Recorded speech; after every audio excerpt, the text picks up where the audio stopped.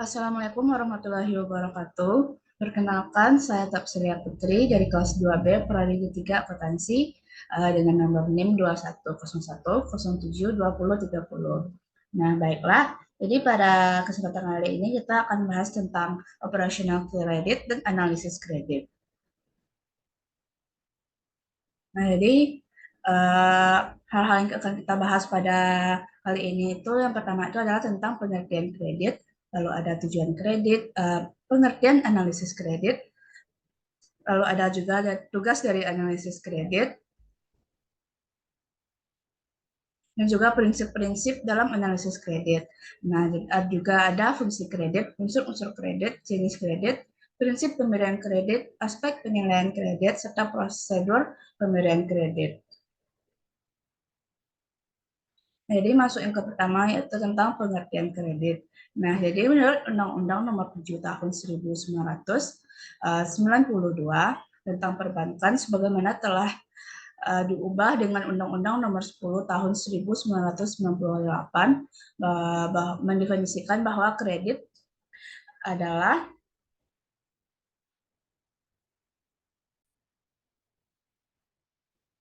sebagai penyediaan uang atau tagihan yang dapat dipersamakan dengan itu. Nah, berdasarkan persetujuan atau kesepakatan pinjam meminjam antara bank dengan pihak lain yang mewajibkan pihak peminjam untuk melunasi hutangnya setelah jangka waktu tertentu dengan pemberian bunga. Nah, lalu selanjutnya kita masuk ke pengertian dari analisis kredit. Nah, eh, menga- eh, jadi dikutip dari penjelasan ahli ekonomi Lukman Dendawijaya, analisis kredit adalah suatu proses analisis pada kredit yang memakai pendekatan tertentu untuk menentukan adanya kebutuhan kredit pada calon penerima kredit. Nah, biasanya itu perusahaan yang akan melakukan kredit pada calon debitur sangat penting melakukan analisis kredit. Nah, dengan begitu uang yang akan dipinjamkan bisa lebih meyakinkan untuk dikembalikan dalam waktu jangka tertentu. Nah, lalu kita masuk ke tugas dari analisis kredit. Jadi tugas yang pertama itu adalah untuk menganalisis data peminjam, lalu untuk membuat perbandingan keuangan, lalu juga untuk melakukan konsultasi dengan calon peminjam, lalu juga selalu menyiapkan laporan dan terakhir itu adalah membandingkan catatan likuiditas, probabilitas, dan juga kredit organisasi. Lalu kita masuk ke prinsip-prinsip dari analisis kredit. Nah, jadi prinsip yang pertama itu adalah prinsip 5C. Yang pertama yaitu adalah kolateral. Nah, jadi kolateral atau bisa disebut dengan jaminan, disebut jaminan harus dipenuhi oleh para calon peminjam sebelum melakukan pengajuan pada bank. Nah, jenis jaminan yang diberikan calon peminjam bisa menjadi pertimbangan analisis kredit apakah nilainya sesuai dengan jumlah peminjamnya. Lalu ada yang kedua itu adalah condition. Jadi poin kedua ini adalah kondisi perekonomian yang dimiliki oleh individu maupun perusahaan yang mengajukan kredit. Nah, hal ini juga bisa berpengaruh besar pada pengajuan kredit apakah bisa diterima atau malah ditolak. Lalu yang ketiga itu adalah kapital. Nah, ini kapital atau modal juga diperhatikan ya oleh analisis kredit sehingga bisa terlihat apa jenis usaha yang dilakukan oleh calon peminjamnya. Lalu yang keempat adalah capacity. Nah, jadi poin capacity atau kapasitas menjadi pertimbangan berikutnya dari analisis kredit. Apakah calon peminjam memiliki kapasitas untuk melunasinya atau tidak? Nah, lalu yang terakhir itu adalah karakter. Jadi poin terakhir adalah karakter calon peminjam yang bisa berpengaruh besar pada kelancaran pengajuan kredit pada analisis kredit. Nah, lalu kita lanjut ke prinsip 5P. Lalu yang pertama itu adalah party. Nah, jadi seorang analisis kredit harus sering melakukan riset ke lapangan agar bisa menilai sendiri seperti apa debitur yang telah mengajukan kredit. Nah, jadi riset party atau bisa juga dikatakan golongan ini merupakan hasil temuan yang terjadi di lapangan baik wawancara secara langsung sehingga keputusan pemberian kredit bisa dilakukan. Lalu yang kedua itu adalah finance. Jadi prinsip finance atau pembayaran ini adalah uh, bisa menentukan apakah debitur memiliki kemampuan untuk bayar pinjamannya atau tidak. Jadi untuk bisa melihatnya bisa dilihat dari data pribadi debitur yang sudah diserahkan pada dan pihak analisis kredit bisa mengeceknya. Lalu yang selanjutnya itu adalah purpose. Jadi calon debitur meminjamkan kredit, maka dia harus memberikan purpose atau tujuan yang jelas. Jadi semakin meyakinkan tujuan yang diberikan, maka semakin besar juga kredit akan dicairkan. Lalu yang keempat itu adalah personality. Nah, jadi tidak jauh berbeda dengan prinsip sebelumnya, bahwa personality atau kepribadian calon debitur juga ikut menentukan lolos tidaknya pengajuan kredit. Nah, lalu kita lanjut ke prinsip yang terakhir. Jadi prinsip terakhir itu adalah prinsip 3R. Jadi yang pertama itu adalah returns. Jadi returns di sini adalah pencapaian atas sebuah hasil yang telah dikelola oleh debitur. Dengan melihat poin ini, analisis kredit bisa melihat apakah hasil yang diperoleh dapat menutupi kredit yang dipinjam atau justru sebaliknya. Lalu yang kedua itu adalah repayment. Jadi pada poin ini analisis kredit harus bisa menilai kira-kira dalam jangka berapa lama debitur itu akan bisa membayar kembali pinjamannya. Dan itu poin ini juga menentukan apakah kredit bisa dicicil atau justru sekaligus. Lalu yang terakhir itu adalah risk bearing ability. Jadi pada poin terakhir ini, sang debitur harus mengetahui apa dia bisa menanggung risiko risk bearing ability apabila ada hal-hal yang tidak diinginkan. Jadi biasanya dengan modal yang kuat, usahanya bisa bertahan lama dengan pesaing lainnya.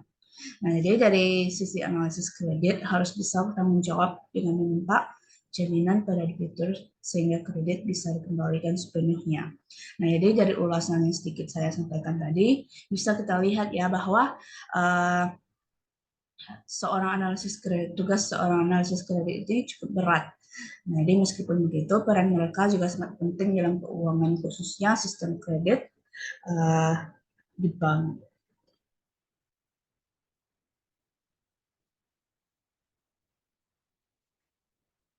Lalu kita lanjut ke tujuan dari kredit. Jadi tujuan pertama itu adalah untuk mendapatkan keuntungan dari bunga, lalu membantu nasabah dalam memenuhi kebutuhan, dan juga untuk memajukan perekonomian Indonesia melalui kredit. Lalu selanjutnya adalah fungsi kredit. Nah, jadi fungsi pertama itu adalah untuk meningkatkan daya guna uang, untuk meningkatkan peredaran uang, dan juga untuk memotivasi kemajuan usaha, serta meningkatkan daya guna barang produksi, dan juga untuk meningkatkan stabilitas ekonomi, serta untuk mengubah revolusi pola pikir masyarakat Indonesia.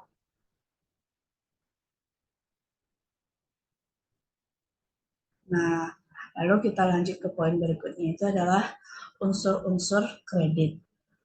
Jadi yang pertama itu adalah adanya badan atau orang yang memiliki uang, barang atau jasa yang bersedia. Lalu adanya pihak yang membutuhkan atau meminjam uang, barang atau jasa.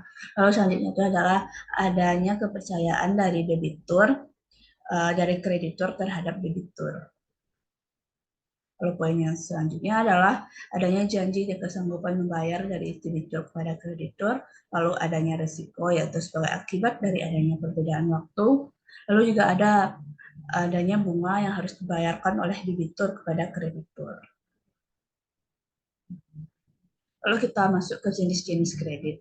Nah, jadi jenis kredit ini ada terbagi menjadi 5. Jadi jenis kredit yang pertama adalah kredit investasi, lalu selanjutnya ada kredit usaha rakyat atau yang biasa kita kenal dengan KUR, lalu ada kredit perumahan, kartu kredit, serta kredit kendaraan.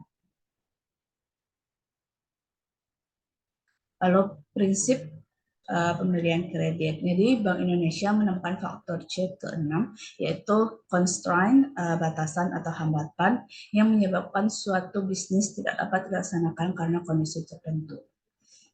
Jadi yang pertama itu adalah karakter, lalu ada capacity atau kapasitas keuangan, lalu ada capital, condition, collateral, serta constraint atau hambatan.